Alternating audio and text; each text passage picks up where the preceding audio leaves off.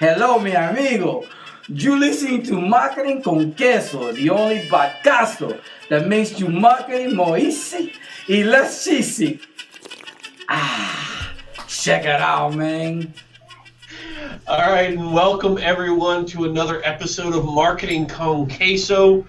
This week we're talking about social networks, right? Did I get our show topic right? Yes. Okay. We were talking about so many different show topics and which one we were going to pick. What we want to talk about is that it's no longer just Twitter and Facebook anymore. Or I guess you might even say it's no longer just Twitter, Facebook, and LinkedIn anymore.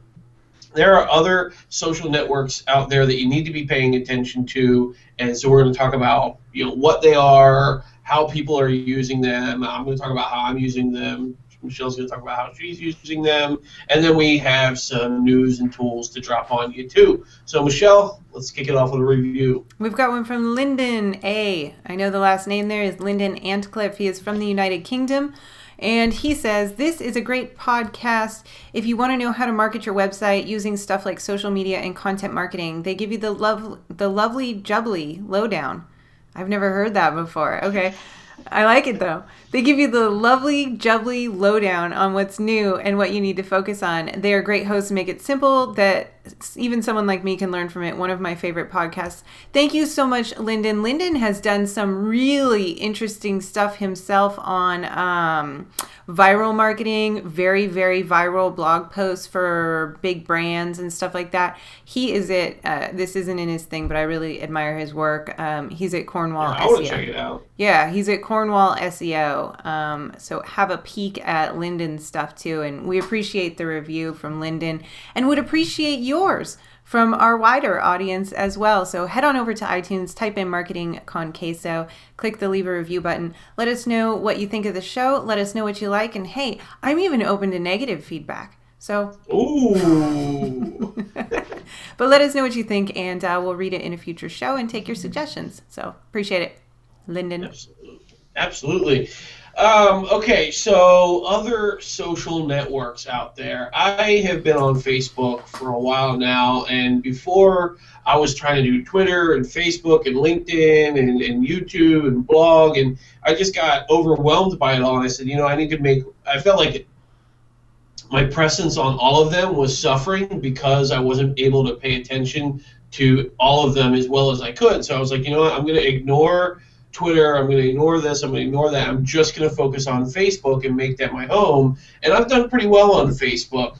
But now I'm starting to realize that, going into 2014, I need more. I've done well on Facebook. I've got my Facebook systems down. I need to start expanding. And there's these new social networks that are really starting to pop off, and I want to get some of the juice that's going on some of these social networks. So one of them that I am really digging right now that we're kind of unsure if we can even call it a social network is Medium.com. You want to tell them what Medium is? So the way that I've been exposed to Medium is actually through Facebook, and it's just been a bunch of people posting really, really great articles or blog posts that people have written. I click through, read it, I'm like, oh, that was an amazing piece of writing, and it's on the Medium domain.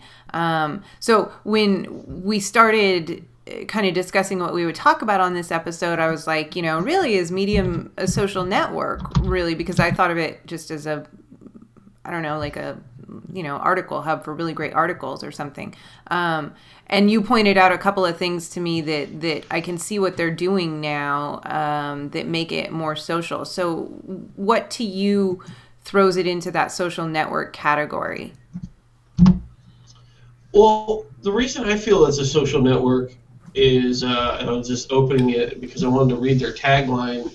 The reason I feel it's a social network is it's not... Okay, so it's created by the people who created Twitter, first of all. And it's also the guy who created Blogger. And what they're saying, the reason why they created it is like, all right, so we created this short-form blogging, this micro-blogging community, but there's still people who want to be blogging in long form. And so you have all these bloggers out there that are blogging all these articles, but it's hard for a blogger to keep up that pace of having to blog every day to keep people interested, or even every week. Sometimes you only have one really good blog post per month, or maybe one really good one per week or whatever. So Medium is a place for you to go to share when you really want to, like, you have something really good to say and you really want to get behind that article. You go to medium.com because there's tons of eyeballs there, because all it is people posting, their favorite topic, or like it's they go there when they want to write something really impactful, and their tagline is a better place to read and write things that matter. And so far, people have been keeping up to that. We'll see what happens when all the marketers show up. I know, right? It's now, really good quality right now. Yeah, I mean, it's been like really epic blog posts and stuff that I read, like, just other ones, not even about marketing or business, just life ones, and just people thinking about life and internalizing things and talking about it on this website. So I've really been digging it. And the social aspect to it is, next to each paragraph there's a little plus sign that you can tick. And if your first time using it, they'll have you sync up your Twitter account.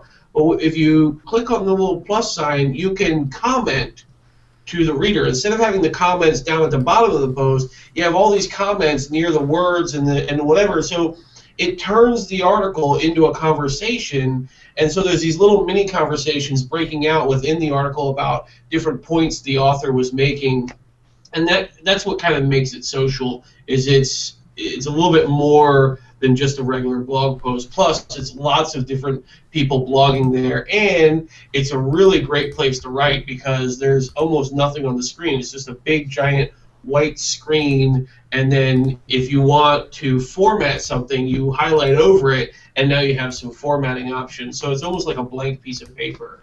Yeah, I enjoyed it. I just logged in as you were talking for the first time. You sign in with your Twitter account, and then you can get an invite to actually post on Medium.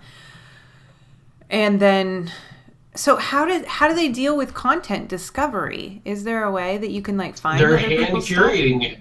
Okay. Hand curating it, and then what you can do is, if you click on an article, at the bottom of the article will be some tags, and so you can then go see more articles that are related to those tags. And then at the top of every article, or at the top of every article and in the news feed, there's a little line, a light gray byline that says how many minutes it would take you to read that post. So if it's a short post or a long post, and if you click on that little minute thing, it will add it to your reading wish list. So you may not want to read it right away, so you just click on it, and then you can come back to your account when you're just hanging out after dinner or whatever and read all the articles that you wanted to read. And then at the bottom of the post, there's a little recommend button. And if you click the recommend button, it will add that article to your profile, and then people can go to your profile and see all the different articles that you recommend on medium.com. So it's like content curation with Instapaper. Yeah. It's pretty cool. And if this is the beginning, I think it's going to be really cool once they start adding all the other features and getting feedback. I'm digging it. I really like it. I've enjoyed my experience with it. Yeah, given who it is, who it's come from, and like you said, where it is just now in the beginning of it, what I'm seeing as we've just been discussing it and I've been browsing it more, I think that this is absolutely one to watch. Good pick. All right, your turn. Okay, so let's talk about Instagram. I need help on Instagram. You just joined, right? Yeah? I did just a couple of days ago, and it's like nobody's liking my stuff. I suck at the hashtags. Like, help me. How do I help me out? Well, it's a photo sharing app, right? It's owned by Facebook. That brought a lot of attention to it. Prior to that, it had been more of a site that younger people were using, and there wasn't as much older businessy kind of stuff going on. But that's changed in the last, say, 6 months or so.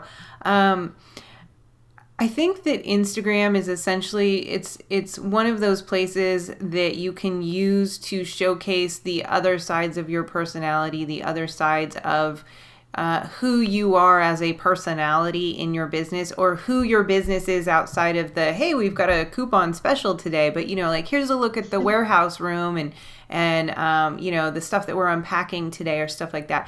It's a place where you can be more intimate, because like who's going to follow you on Instagram at this point? It isn't Facebook. It isn't that the entire world is on Instagram. The people who are on Instagram and follow you are going to do so because they are more engaged with you and they want to get to know you more personally. I also really like it just because I can take pictures and then I can spread them to other social networks, and they're not as boring looking as regular pictures because they've got the filters and the whole thing. And I use pictures a lot just in all of my marketing across all of the social networks. So, Instagram can be its own social network, or it can also be a place where you are creating content that you can publish on the other social networks. So that's kind of another way to look at it.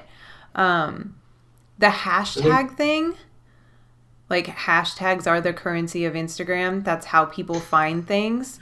Really? Yeah, I mean, there's no other way for people to find stuff, So hashtags are important, but then like it's a total douche move to have like 80 hashtags on something.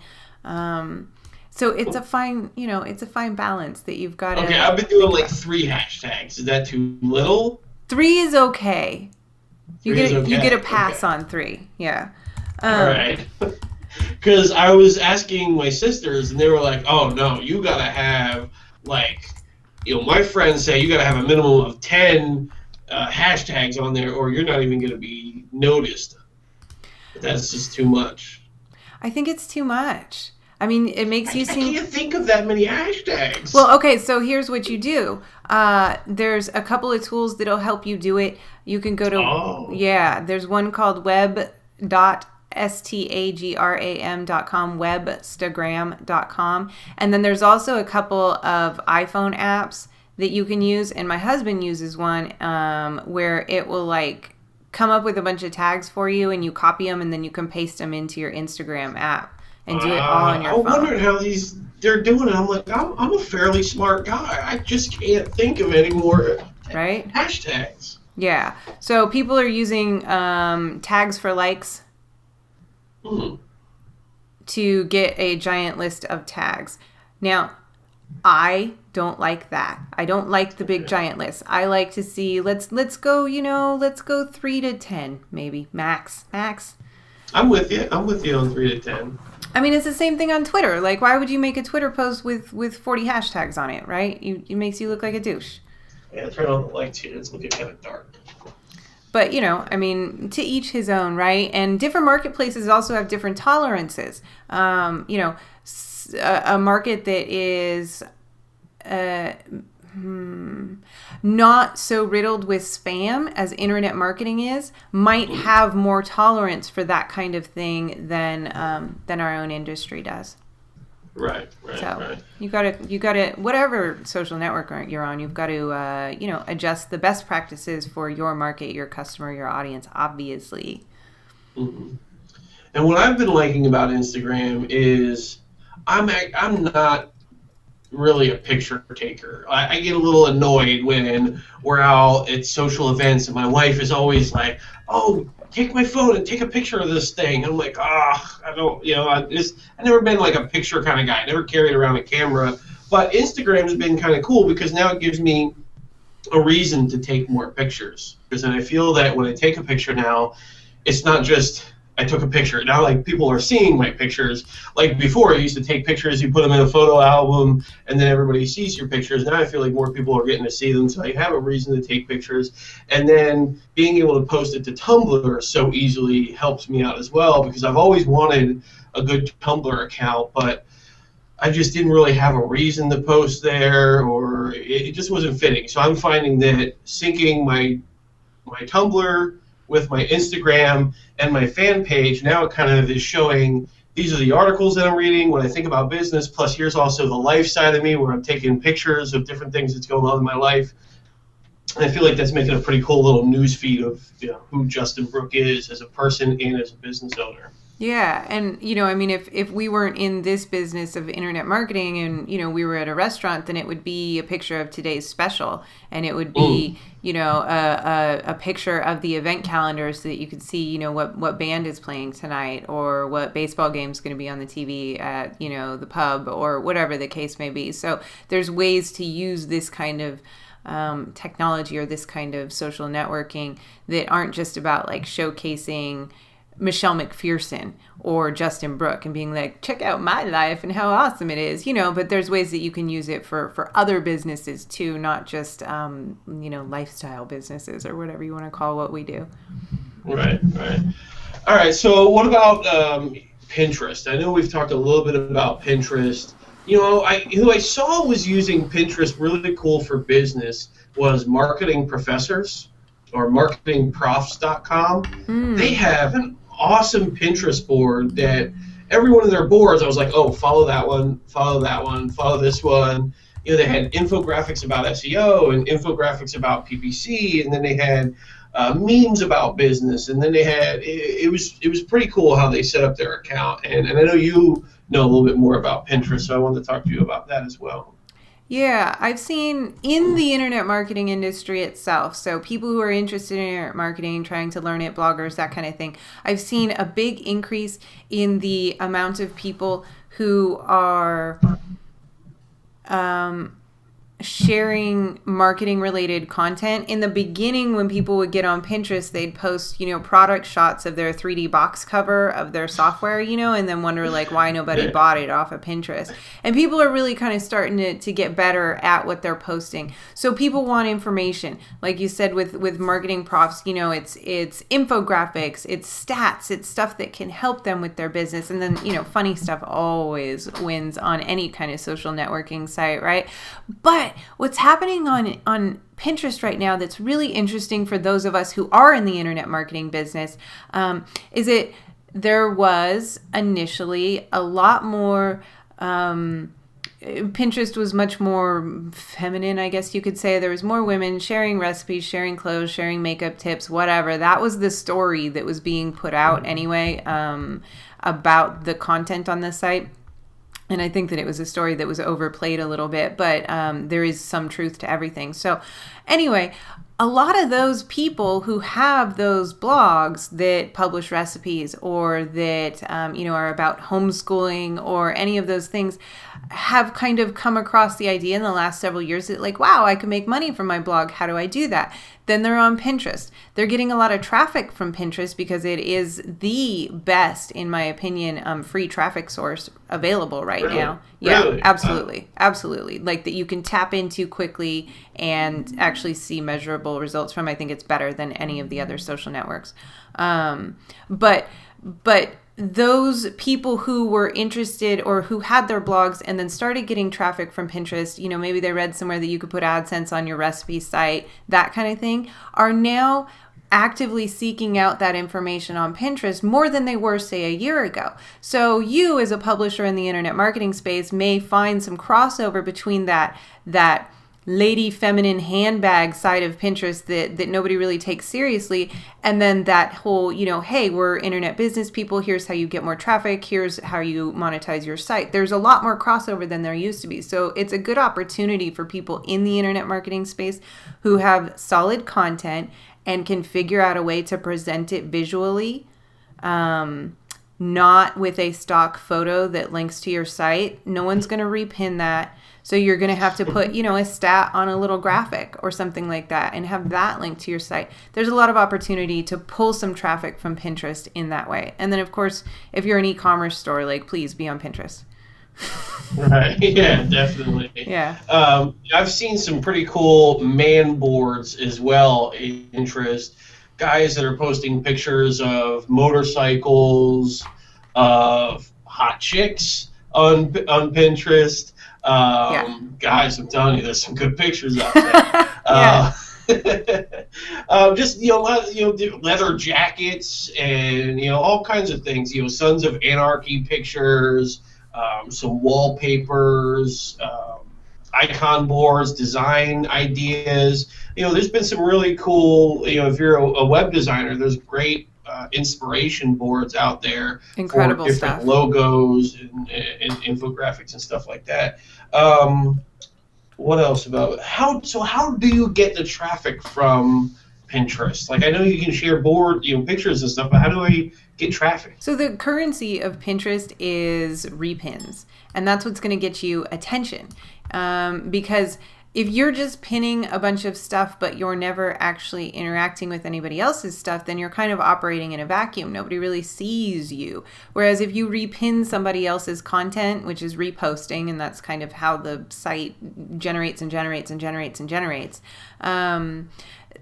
people naturally, as part of their humanity, are like, who is it that they repin my thing? Who likes me? Yeah, they repin me? Who likes what I've done? And then they will go and check out your profile. If your profile has boards that are interesting to them, then they will follow you. And then that way you start to build up some followers. Those followers then will see the pins that you make, and then they will repin them, because that's what everybody does on Pinterest. So what you find is that initially, your traffic spiking on Pinterest, it's going to be kind of flat at first, because you need to get a volume of repins out there for people to even notice you. And then one pin that you make might take off one day, and it's always a random thing. Like, it's the whole going viral thing. Like, how do you make that happen? You don't, in a lot of ways. Right. It just, the stars align.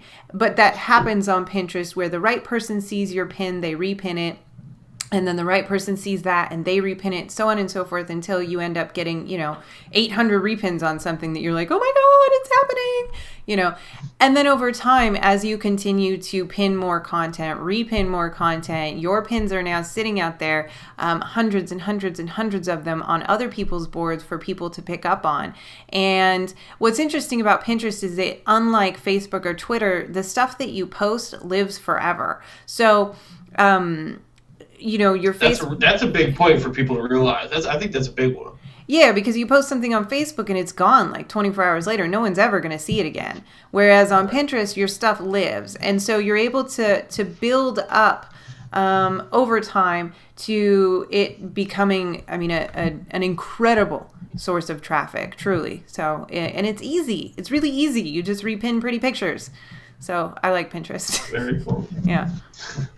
It sounds a little bit like SlideShare, and SlideShare is becoming a pretty popular social network as well, at least for the business-to-business space. And the way SlideShare works is you just upload PowerPoint presentations, and it's a lot like the YouTube of the business-to-business world. And I'm sure there's other cases where people can use it. I know a lot of people are using it for the SEO benefit. Apparently, a slide, if you edit the title and the description just right, they have a lot of weight in the search engine, so you can rank for some low-level keywords that way. But I think the real benefit is business to business, uploading a slide deck that tells a story, teaches a lesson. If you have a catchy title and your slides are well designed, you could land on the front page, and it's like becoming famous overnight. For a little while, it catches some traction. People see it, like it, share it, and then people all of a sudden know your business name,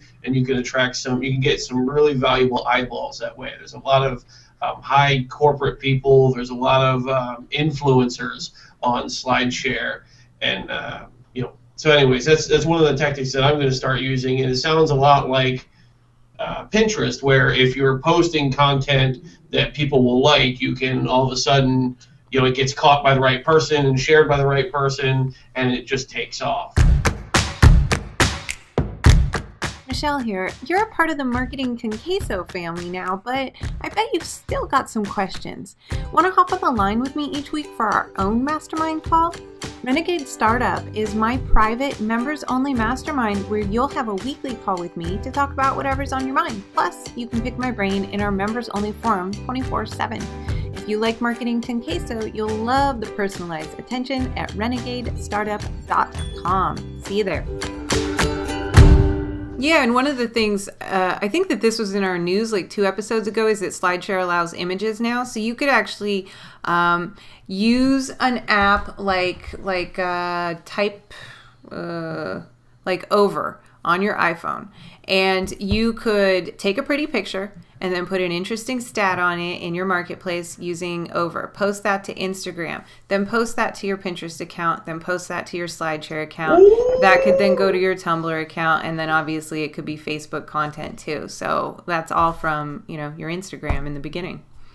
That's hot. My idea, what we were going to do is we're going to take some of our blog posts and some of our popular blog posts and popular fan page posts and try and turn them into a mini infographic. Not really like one of those long ones that people see, but kind of a mini infographic. Post those to Pinterest, Tumblr, fan page, and SlideShare as well. That sounds interesting. That's exactly what we're doing for my business and for our clients and stuff. We're not producing infographics that are 12 pages long. We're producing little snippets because infographics are cool, but it's what's going to get the repin.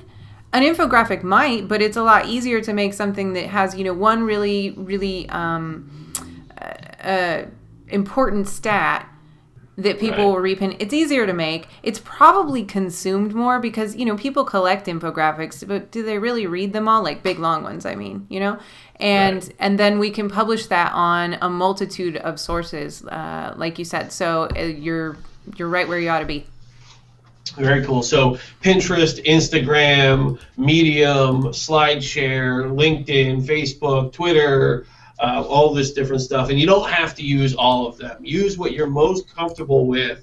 There's a lot of options out there now, but you should also know that if you're doing well on one, you might want to add a couple of others into the mix because there is this new stuff, and a lot of people are moving over to these new areas, and sometimes Facebook and Twitter can become so competitive because everybody's there. You might be able to dominate in another area where you can go in there and you can provide, you could be the best person on Pinterest in your business or the best person on Instagram in your business and really start getting a lot more new eyeballs. With that, I want to jump into the news and tools. Do you have anything this week? Yeah, I'll go ahead and start with Comment Cast. I mentioned it in 2 episodes ago that we're using this really cool tool to find our iTunes content comments, but I couldn't think of the name of it. So I prepared today. And if you've got a podcast, if you're thinking about having a podcast and you want to check up on the reviews like you should to see what the feedback is, use Comment Cast. And it downloads to your desktop. You're able to open it up, hit a refresh button, and it goes out to all the countries. So what you would have to do before in iTunes, is change what country you're in to look at the reviews. So then find your podcast again and then read the reviews and then switch country, so on and so forth. Comment Cast. That sucks. Yeah, it's super lame. And so Comment Cast goes and does that for you, compiles it all, and boom, you've got it. So that's why I was able to find Lyndon's review today in the UK without pulling my hair out, thanks to Comment Cast. So it's a good tool if you have a podcast. So check it out. Very cool.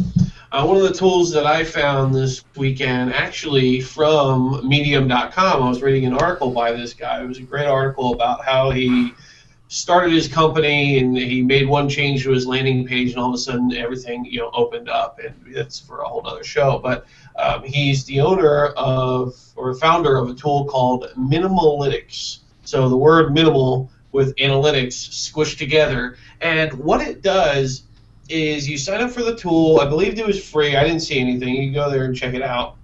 But what the tool does is it goes off to, for my business, I use Facebook, I use Google Analytics, I use HubSpot, I use all these different places, and there's different reports and analytics in all these places. But what Minimalytics does is it will go and grab one piece of data from each. That way you can build a report card or a dashboard just of the most important metrics that you want to see from different places, like how many people followed you on Twitter, how many people commented on your blog.